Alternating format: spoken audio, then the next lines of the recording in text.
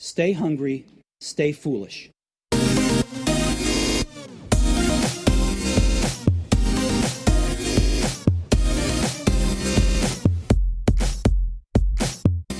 Building a business requires more than just a good product and talented people.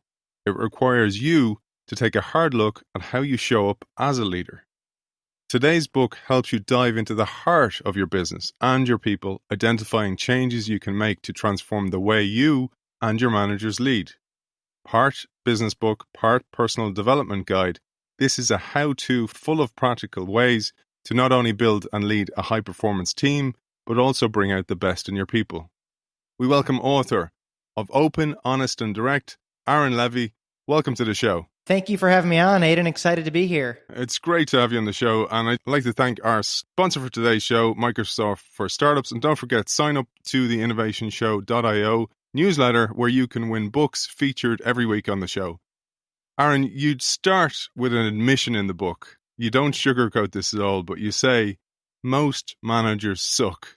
And this chapter made me think about a quote attributed to Aristotle who said, "Give me a child until he is 7 and I will show you the man." And what he was referring to was how immensely influential those early years are for us as children, and then how immensely important a first manager is on the impact for us as leaders going forward. Yeah, there's a stat by Gallup which says that only 1 in 10 managers naturally have the tools or skills to lead people. And because we're not as intentional about picking leaders, we pick people who are really good at what they do, but not necessarily who are good at leading people or who want to lead people. And so by default, by nature of that process for picking leaders, what we get is leaders who aren't great, leaders who suck. And when that's your first leader, that doesn't support you in learning and showing up how to lead. Now, it might give you some insights of what you don't want to do, right? Things that you want to avoid when you start leading people. But oftentimes we are poor at leading. We suck at leading because we're asked to do our job and now we're asked to lead people. And those are very different skill sets. Being a top individual contributor it's very different than leading people, and it requires a different energy, a different attention, a different intention for how you show up on a daily basis. Let's dig into that, because I was thinking about this and I thought how the best sports players, for example, don't often make very good coaches, and it's because they don't know how to explain what they do. They don't know how to get across the clarity or the context, and this is why, in the same context, that so many leaders fail when they go, or so many individuals fail when they get promoted to management. Yeah, and it's the expectation that do it the way I did it because I was successful in it, right? If you're a kick-ass salesperson and you're promoted to leader, you expect people to be as good as you are. You expect people to do it in the way that you did it. But if you're Ronaldo, people can't just do what you did, right? If you're Michael Jordan, they don't, it's hard work, but it's also a skill set, and people can't just show up and have that skill set immediately. And everybody's different and unique, and they need different coaching. And I love that you make the sports analogy here, because interestingly, there are certain people on certain teams that tend to be successful coaches. And, in the world of baseball in the US, the catcher is somebody who tends to actually transition pretty well from catcher into a manager or coach of the team. And that's because as in that role as a catcher, you have to be able to communicate. You have to be able to engage with the pitcher and with the rest of the team. You have to be able to explain what's going on the field more than a different athlete on the team who shows up and plays. A great example you give of one of your clients called Katya. I love this because it brings it to life what we're talking about here, Aaron. And an example of Katya is it was where we try and what I call it be a super doer, right? And that's kind of what Katya was. And we get this new role and we are promoted to this role because we're type A, we're good at doing things, we're great at accomplishing tasks, at hitting our goals. And we want to just control everything along the way. And now we lead people. And so we want to, instead of delegating and empowering other people on our team to do the work, now we're trying to do the work of 3 or 4 or 5 other people, especially the work that we don't necessarily trust them to do well. So instead of coaching them up to do the work, what we're doing is we're adding more work onto our plate. and limiting the work that they can do. And instead of it, the 1 + 1 = 3, you're getting 1 + 1 = -1 because you're overworking yourself. You're setting yourself up for burnout. Your people are upset at you because you don't trust them and you're not empowering them to be at their best. You're not giving them autonomy to do the work. And what happens is you have a top performer who's now flailing and failing. And then you have a team of individuals who are not able to be top performers because you're not empowering them to be. And it honestly becomes the worst of all scenarios done poorly, which is why, the work that we do, we find so important at Raise the Bar is how do we enable leaders to be better coaches instead of task managers, right? There is no such thing as a task leader. And so our focus is on how do we help build leaders to be coaches as opposed to task managers. I wanted to focus on something here because when there are poor managers within an organization, what happens is the team under that manager often blames the manager. And you have someone like Katya there who you mentioned. Often it's the organization who promoted Katya to that role without giving her any extra coaching to enable her and give her the tools to be able to perform. Yeah, and you said this earlier, right? Aaron, you say unabashedly most managers suck. And I don't think most managers want to suck. I actually know they don't. It's exactly what you said. They're promoted into roles without given the tools and skills. And there's even a question before that. And it's what I tell all of my clients is when we look at your hiring practices, when you're promoting somebody or hiring somebody into a management role, the first question to really ask yourself and ask them is, does this person really want to lead? And oftentimes they might say they want to lead because that's what we think the norm is if I want to excel and grow and take the next step in my career, I have to lead people and manage people. But we need to get rid of that notion and start to think, does this person actually want to lead? Do they get enjoyment, fulfillment from somebody else doing the work, from seeing somebody else succeed, from coaching and working with other people? That's the very first thing to look at, the very first question to ask, because if they do want to lead, then they're going to be coachable, right? Then it's going to be easy for them to learn and grow. And let me actually rephrase that. It's not going to be easy for them, but they're going to be willing to do the work that it takes to grow and to become a coach of their people. Because the next step of that is, do they have the tools and skills? And as I said, most managers don't. And so that's where most organizations miss the spot, miss the mark, especially as they're growing and scaling and maturing, is they don't invest the time and the energy necessary to help their managers upskill and really be equipped to coach and lead people as they need to continue to grow and scale the business. Again, we need to hire the right people in the first place. And you give us 3 core questions that we need to have to triage the person, to triage a group of people to go, which are the right people, which people have potential. The first question is, does he or she want to lead others? And it's really taking a look and it's asking yourself as well as asking them, but looking at from my work with that person, what does my intuition tell me? Do they get excited about leading and working with others? Do they get excited about leading and working with a team? Or are they more excited about individual accomplishments? And there's nothing wrong with either of those answers. It's just getting clear on that for yourself to understand, hey, I'm about to hire Katya.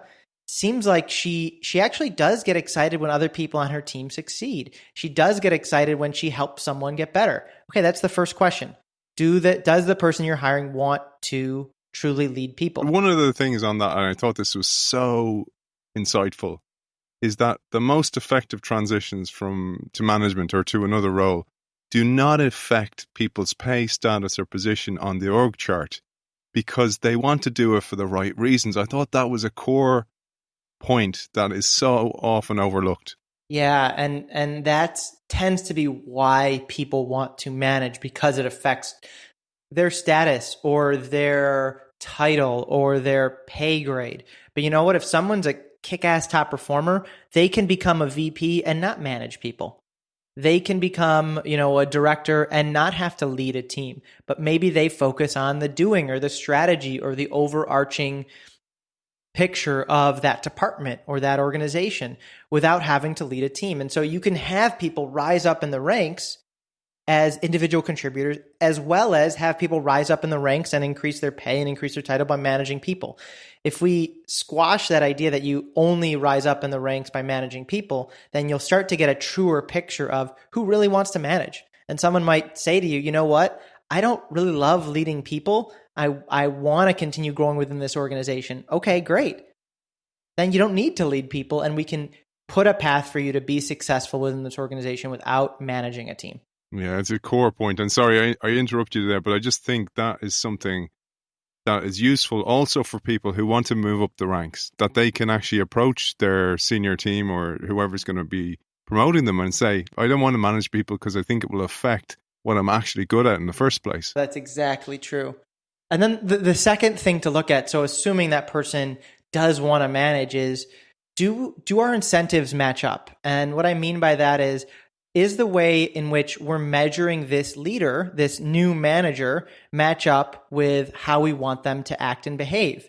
A great example is if the measurements of this leader are still only measurements of how they contribute, of how they do the work, then do you think they're going to be incentivized to spend extra time with their people? Right? Why would I spend extra time with you, Aidan, if that doesn't affect my pay scale or my pay rate? But if my success is your success and I'm assessed by team success and not just individual success, then I'm going to spend time with you because one, I want to and I want to lead people, but because two, if you show up and you're better and the rest of the team is better because of me, then I succeed as well. I see, my job function excelling or succeeding. I get bonused. I hit my quotas, whatever the measurements are.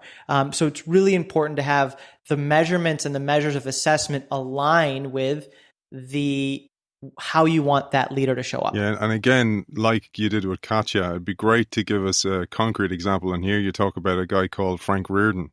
Yeah, so Frank is a mentor and friend of mine who does a really good job of, they have a team of engineering consultants who lead projects. And so they look at the managers of those groups and those teams, and they actually have kind of a dashboard. And I apologize to Frank if I'm getting it wrong or not perfect, because we haven't talked about it in probably a little bit of time, but the idea is what I love. And the idea is that they look at and measure a leader's success by, one, the project work that they're doing, right? The billable hours of project work that they're doing, but they also add into their score, into their dashboard for that manager's success, the project work that their team's doing. And how is that looking, and how are they doing, and what's the amount of the project work they're doing?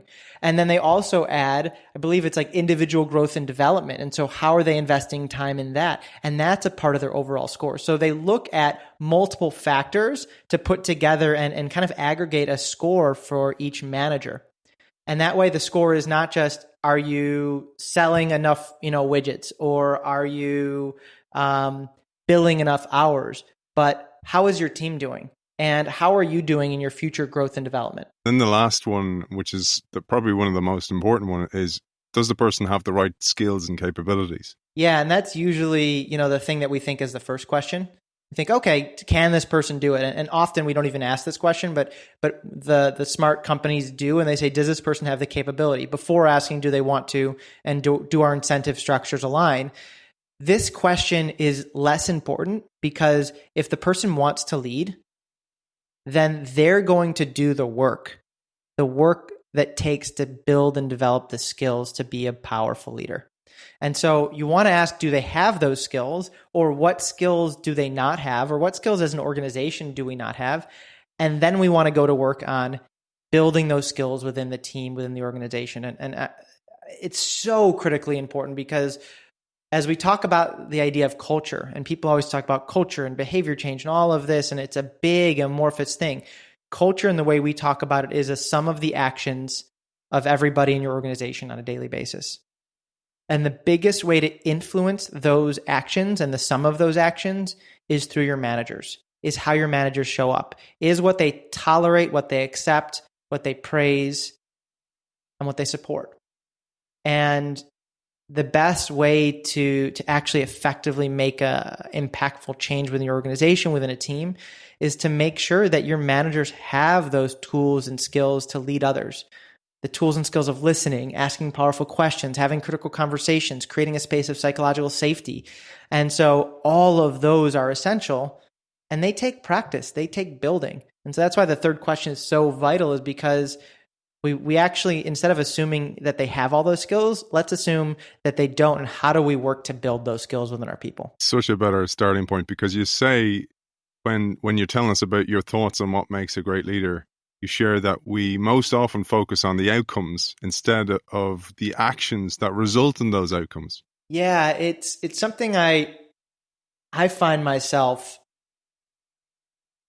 sitting in and noticing with businesses all the time, especially the type of businesses that we work with, which are relatively fast-growing startups or young companies. And we're in this mode of do. And when we're in this mode of constant action, constant progress, constantly moving forward, we fail to look at the what and the why. And we tend to spend a bunch of time on how. Okay, that didn't work. How do we fix it? Not why is that important to fix, not what's at the core of that problem, but how do we fix it? How do we take action? And I say this in a roundabout way, and because when we look at how do we build better leaders, we tend to think, okay, well, great leaders are masters at motivating others. Great leaders are really strategic, right? They know how to put the right people in the right places. They know how to think 3 steps ahead. Great leaders are awesome at communicating. And they realize this idea of being a servant leader, right? They know they have to serve others. But motivation is not an action that you do. You don't go into work on a Monday and say, okay, I'm going to motivate today. Motivation is an outcome, right? It is an outcome. It's not an input. And so what we do, and the way in which we think about helping build better leaders, is we look at what are the inputs which drive the outcomes we want. And the input for motivating your people is actually listening, is listening with what we call intention and attention. And that has a profound impact in how your people show up and how your people feel motivated and how your people feel inspired. And there's a wealth of data and science around that, but it's the idea that most of us are never truly heard. And because most of us suck at listening, most of us don't get heard. And if you actually can be with somebody and listen to somebody without waiting for your turn to speak, without thinking about what you're going to say next, but truly hear somebody out, you engender them towards you. You motivate, you inspire them. Yeah, it reminds me of, we had a brilliant guest on the show before, Julian Treasure. The thing you're talking about there, he called it script writing, which is as you're speaking, I'm preparing my answer. I'm basically script writing my answer, or what I'm going to say next. But I thought about this, Aaron, reading your book. And one of the challenges is that the culture doesn't allow for it. So if you ask me a question, oftentimes I feel on the spot to have an answer straight back to you. While you talk about if there's a culture of psychological safety, it kind of eases all those things. Yeah, there's 2 thoughts here. One, I love Julian Treasure's TED Talk, and I think it's truly inspiring. So go out there and listen to it. It's really powerful about the importance of listening. And script writing is what we call your blind spot, your listening blind spot. Each one of us listens to do something, to take some action, to look good and not look bad, to figure out what we're going to say next, to solve a problem, to make a connection to what the other person's saying. And those skills are really good because, as you said, in this modern world, we're expected to move fast. We're expected to have an answer. We're expected to be able to connect to what other people are saying. That makes us look smart, but it doesn't actually help us connect at the deeper level with somebody else. And so what we encourage people to do is actually to slow down, to take a beat, to take a moment, to truly be present in the moment. Because sometimes, and what we find when we allow ourselves to be a little bit vulnerable, to get a little bit scared, sitting in this silence for a couple of seconds, and it's only a couple of seconds of letting somebody else speak, is we can actually come up with more genius thoughts, more creative things. I mean, Aidan, tell me the last time that you came up with I know you're writing your book, that you came up with kind of like one of your best thoughts or ideas. What were you doing? Usually nothing, man, where it's, walking or in the gym or finishing in the gym or at bed at nighttime or waking up in the morning. Those kind of moments where you're in that kind of chilled out state. You're not looking at a spreadsheet. You're not working through a project plan. You're not responding to emails. It's where it's where your brain has a chance to slow down and not just move. And I'm the same way. It's me when I'm walking to or from the gym, when I'm in the shower, when I'm in the middle of a workout, right? Like I get a notepad or I get my phone and I just type up all those ideas so I don't lose them. And it's the same way here. When we allow ourselves to be present with somebody else, we can actually see things that we maybe hadn't seen before. We can see what's important to that person. We can be better able to serve that person. We can see what's at the root of the challenge within our team or within our business. And oftentimes we don't allow ourselves the space, the mental pausing to do that. And I tell our clients all the time is we have to be present. And that takes, it feels like a step back, right? That slowing down feels like a step back. But oftentimes that step back, that pause helps you go 5, 10 steps forward. Because you're just a prime example. We didn't even talk about this beforehand, but right, I just asked you and you said your most creative ideas can't come when you're slowing down, when you're pausing, right? And those creative ideas are 5, 10x better than the tactical beaten down your computer keyboard ideas that come when you're just forced. There's 4 key steps here that I'd love to get through today, Aaron. And the second one is asking powerful questions. And that, I suppose that presupposes that you're going to listen with intention and attention. But I'd love you to take us through this because you told us in the book that assuming can really trip us up. And it's something you learned in the early stages of your career. Yeah, I can share that story that I learned as well. And you're right. The asking powerful questions first requires you to be able to listen. And when you're listening to somebody else, that's when you can allow that question to come up and pop into your head and be curious and allow yourself to blurt that question out. And oftentimes leaders tell me that they want to be more strategic, right? The next step for them is to be a more strategic leader. And that's a nice sounding thing, but what does it take to be strategic? It takes being curious. It takes asking powerful questions. And early on in my career, I found that out the hard way. I was running an operations team. I was director of delivery and operations for our company, and we were rolling out with a new client. And I'd been doing this. I was pretty young in my early 20s, and definitely very cocky and confident in my abilities. And we'd been successful in a lot of our rollouts. And so when we had a new client to roll out with, my boss, Mark, said, "Hey, Aaron, have you thought about this, this, and this?" And I said, "Mark, dude, leave me alone. I got this. I know what I'm doing. Leave me alone." And he looked pretty concerned. And he asked me again. And I said, "Leave me alone. I got this." And he did. And credit to him for leaving me alone and letting me fail, because what ended up happening was I assumed I knew what we needed. I assumed I had all the answers. And I stopped asking questions. And in doing that, the consequence of that was I didn't see the different inputs and the different variables that made this rollout different than our other rollouts. And ultimately the rollout flopped. And what went from a new client, onboarding a new client, getting excited about bringing a new client to our startup, went to a rollout that we had to do damage control on, and a client that wasn't going to continue with us. And that's a profound impact on a small business. And it was a lesson that I had to learn the hard way. And I realized that when I say, "I got this, I don't need you, I don't need any help, I know what I'm doing," what I was really blind to was the openness, was to asking questions. And I remember taking a walk with Mark, my boss, and just saying, "You're right, Mark, I'm sorry. Like, I assumed I knew, and I just didn't ask the questions, and I didn't get curious enough." And that's the flaw that we find ourselves getting into. Is Daniel Kahneman and Amos Tversky talk about this when they talk about behavioral economics and confirmation bias and different cognitive biases. Our brains are wired to take shortcuts. Our brains are wired to say, "Oh, I know all the possible answers and here's the right answer." But the truth is that even if I had been doing my job for 10 more years and had, hundreds more rollouts, I didn't know all the possible answers. I knew a subset of answers. But assuming that my knowledge is all the possible answers, what I then do is I limit my understanding and my ability and my curiosity.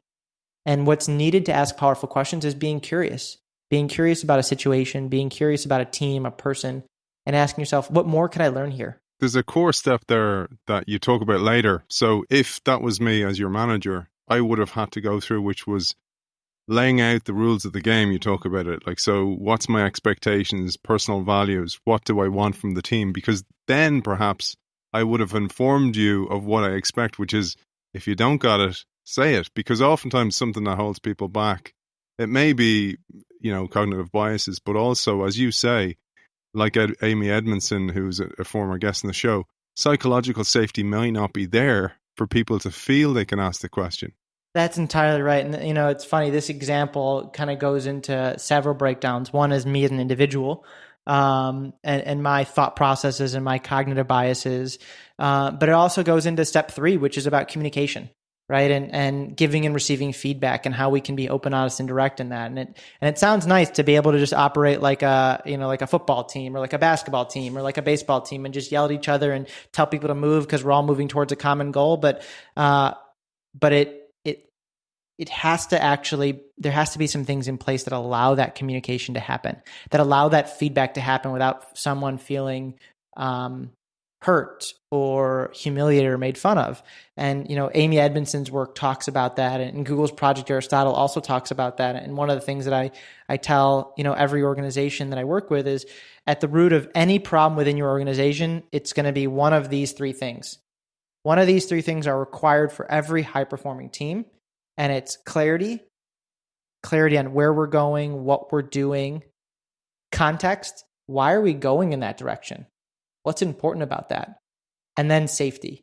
Most often it's psychological safety, right? This feeling and belief that I can speak up without getting made fun of or humiliated. And so when you have those three things, clarity, context, and safety, what you have is a team that can communicate back and forth with one another, that can engage in conversation without getting mad with one another and realize that, hey, we're all moving towards a common goal together. But that doesn't just happen overnight. That doesn't just happen because you listen to a podcast or because you read a book. That happens by establishing a set of agreements with your team, a clear set of agreements for how are we working together? Why are we doing this work together?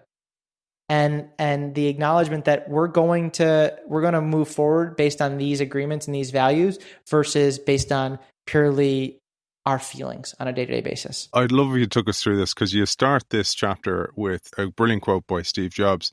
Simple can be harder than complex. You have to work hard to get your thinking clean to make it simple, but it's worth it in the end, because once you get there, you can move mountains. Absolutely brilliant line and a great way to start that chapter. But you take us through then some lists I need to make as a leader to make it very, very clear for the team and make it very, very simple so everybody knows where the starting point is. Yeah, and this is an activity we do with our leaders in our boot camp trainings, and it's all around how do we establish team agreements. And what those are just basically ground rules or agreements that me and you and your team would make to say, here's how we're going to communicate with each other, here's how we're going to operate with one another to get towards these common goals.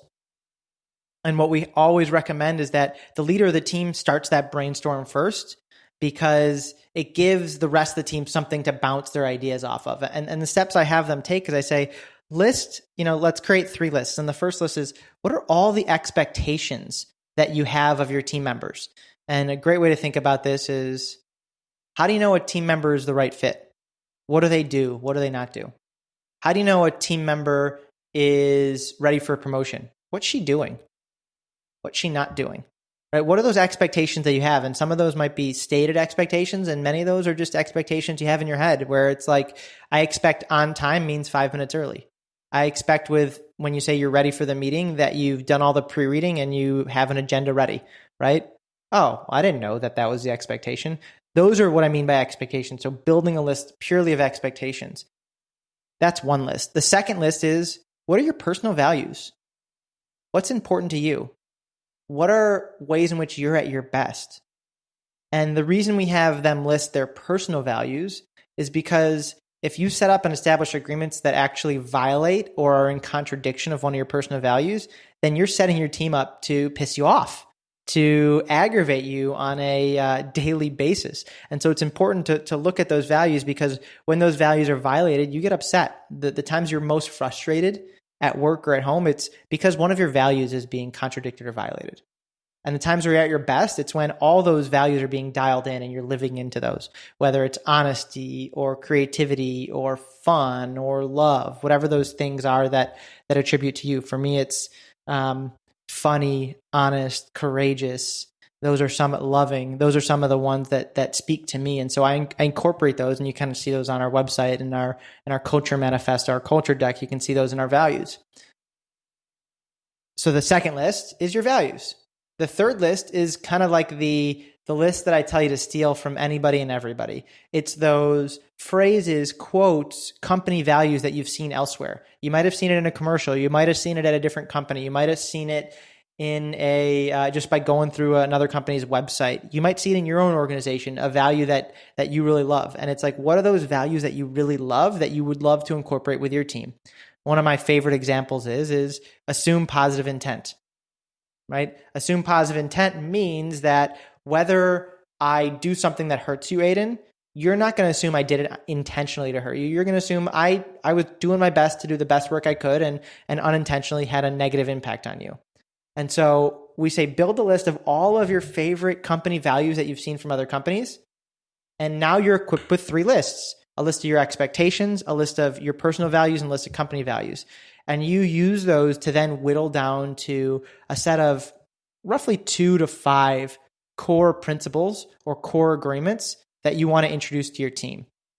That way you could say, hey, I want to think about how we can set up agreements for how we can work better together as a team, how we can work more effectively, more efficiently, how we can be clear with one another, how we can make sure there's safety on this team so that we can achieve our outcomes, we can be successful together efficiently and effectively and really move forward fast.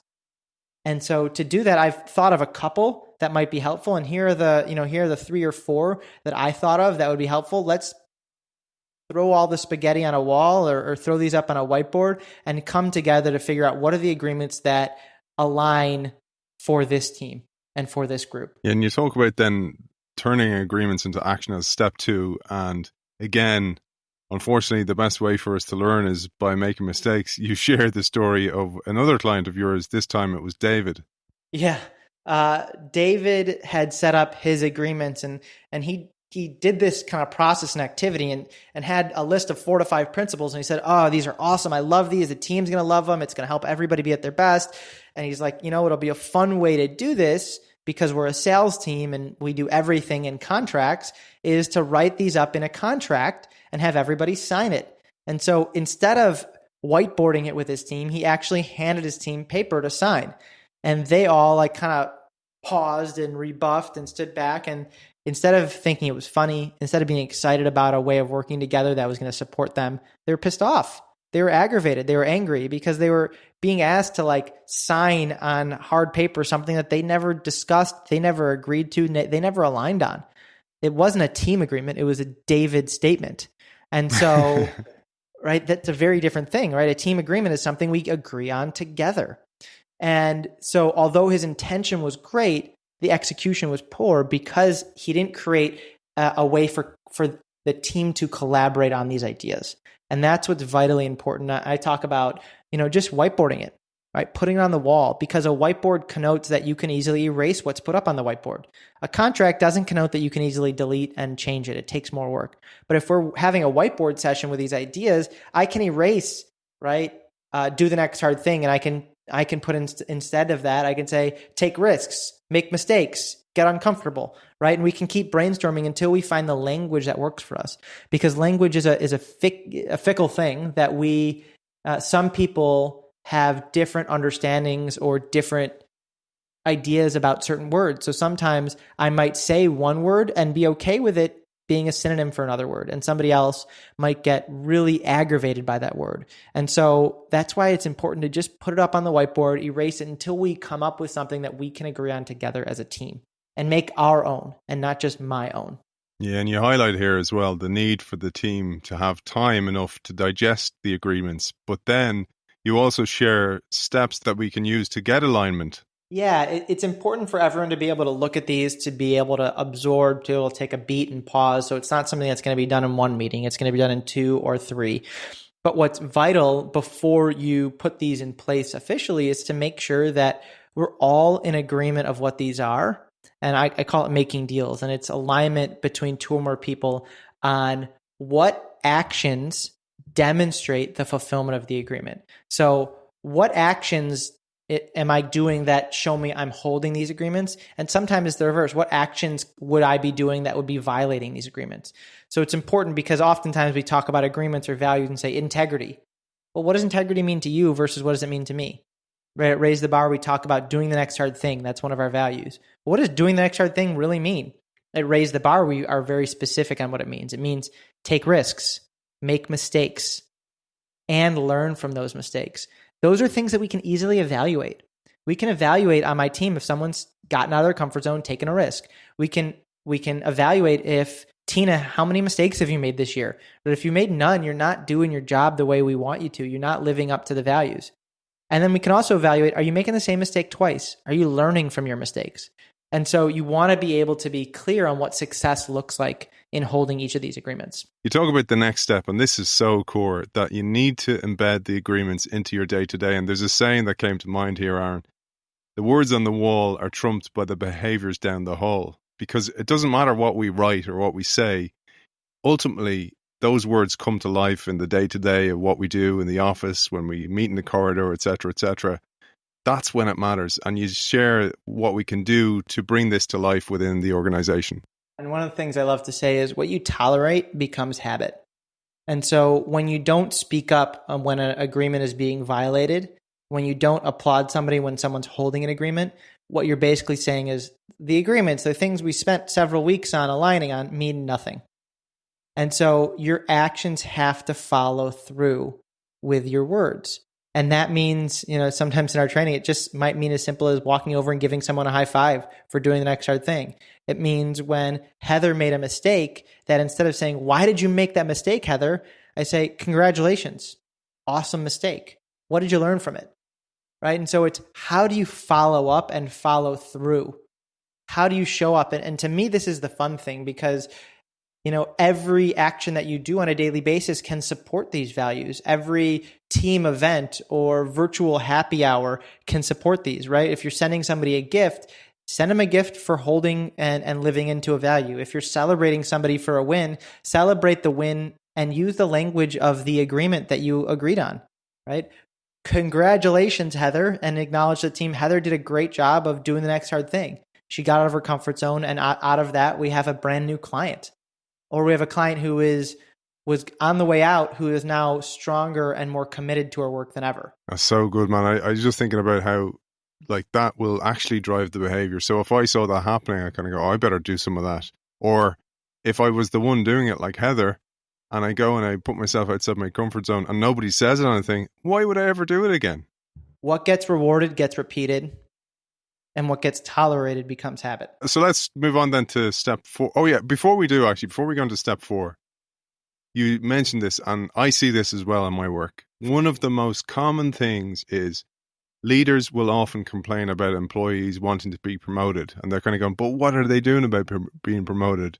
And you turn it on them in a fabulous way. Yeah, I say, one, if someone wants to get promoted, that means that they're eager and they're looking and they want to be challenged and they want to grow, right? When someone says, I want more money, I want a title, that's the external thing that they want. But internally, it's an identifier of growth. It's an identifier of connection to their team, to their company, to their boss, of making a difference. And so if you look at it in that way, you hear that, oh my God, I have an employee who wants to make a difference. I have an employee who wants to grow and develop. So it's my opportunity and it's my obligation to challenge them to get better. And we often think that it's just their business metrics, right? Their key performance indicators, their KPI, their, this unit sold or the, hours worked that will determine if somebody's ready for a promotion, if somebody's successful. But what I like to say is think about the other side of that, of your values or your agreements metrics, right? How is this person doing in holding these agreements? Because oftentimes we can't put a finger on why that person's not ready for a promotion because they're kicking butt with everything that they're expected to do in their metrics, but something about them is not right. Well, you can now put a measure on that, right? They're not willing to take risks or make mistakes, or they're not willing to speak up, or they don't do what they say they're going to do. They're not honest in their actions and in their work on a daily basis. And that then can become a specific area of improvement for them to be ready for promotion. not to guarantee a promotion, but if you say you're not ready, well, you should give them areas of opportunity to grow. And that's not always their business metrics. Sometimes it's the business values or the team agreements that they're low on. Yeah, and I suppose this brings us to step 4, which is the most crucial one, is to be the exemplar of open and honest feedback for your team yourself. Because here you tell us, real-time or live feedback becomes infectious in the team if they see you being the exemplifier of that. Yeah, and really that's, if you're creating a new way of working with people, one where they're going to be open, honest, and direct with one another, it starts with you, right? You got to be the example. You got to be the person that shows it, that does it, that leads the way. And sooner than later, people will follow. They follow by example. And so it simply looks like being consistent in how you show up, being consistent in how you respond, being consistent in how you give feedback. You know, it's what we talk about psychological safety, and companies always talk about trust and how important that is. You know, trust and safety are for a team to be at its best. Trust and safety come from one thing. That's consistency, right? It's consistency in the way in which you show up. So if I make a mistake and Aidan, the first time you say, oh, it's okay, what did you learn from it? And then I make a different mistake and you say, why the heck did you do that, Aaron? What's wrong with you? You're not being consistent in how you respond to me. So I, in turn, don't trust how you're going to respond to me. And I don't feel safe in bringing something up to you.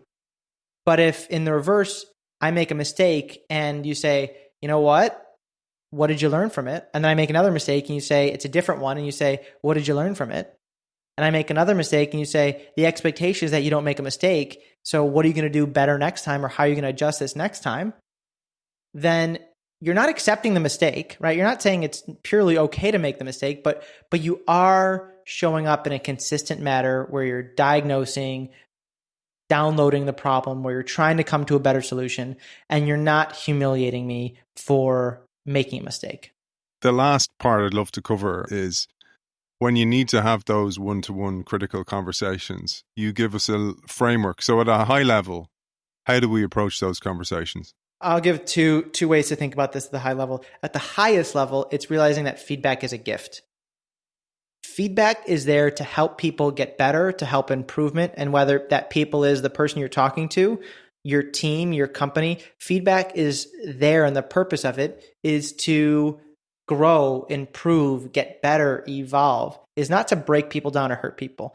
That's the first thing that you need to hold and really believe in. If you can't believe in that, then it's going to be very hard for you to give real, honest, and raw feedback. So the idea that feedback is a gift. And then the process that we talk about is there's really 2 steps. The first step is taking a step back. And that step back is looking at the situation, the incident, the event, something that, that sparked the need for this critical conversation, and looking at the facts, right? What really happened? If there was a hidden camera in the room, what would the hidden camera see? Letting go of your emotions, your judgments, your preconceived notions of the situation or the person and why they did it, and just looking at the facts. And so the taking a step back is stripping the situation of the story and everything you've built around it and getting really clear on what happened and what didn't work. And then once you've kind of like stripped it down to its bare essentials, it's now saying, okay, what needs to change? And that's preparing for the conversation. And preparing for the conversation is, okay, what didn't work? What do I want to look different next time? And then getting ready to just show up in the conversation, share that, and then create an opening for possibility. And that's probably the biggest and most important of our, it's really a 9-step process, but the biggest and most important step is create an opening for possibility. And what that really means is, yeah, I can give you the facts of Aidan, what didn't work and how you screwed that client, deal up. But also what I want to know is, how did you see this? What was your perspective? Because a critical conversation is a conversation. It's between 2 people. It's not an ultimatum. It's not do this or else. We're trying to come to an understanding to move towards a common better ground. And so that means I need to be open to your side of the story, to your perspective. I need to listen. I need to ask powerful questions. And I need to be direct in my feedback. And so that's where everything that we've talked about up until now comes into play. And you really have to engage in a deep conversation around the situation, around what didn't work. Beautiful. And before I ask you where we can find out more about you, your book, your work, etc., just want to thank our sponsor for today's show, Microsoft for Startups. And don't forget, sign up to the Innovation Show newsletter on theinnovationshow.io. Aaron, where can people find out more about you and your work? Yeah, they can go to raisebar.co. That's RAISEBAR.co, and they can learn and see kind of everything that we've talked about somewhere on that website. And they can also go to Amazon and get Open, Honest, and Direct, the book there. Those are probably the two best ways. Author of Open, Honest, and Direct, Aaron Levy, thank you for joining us. Thanks for having me.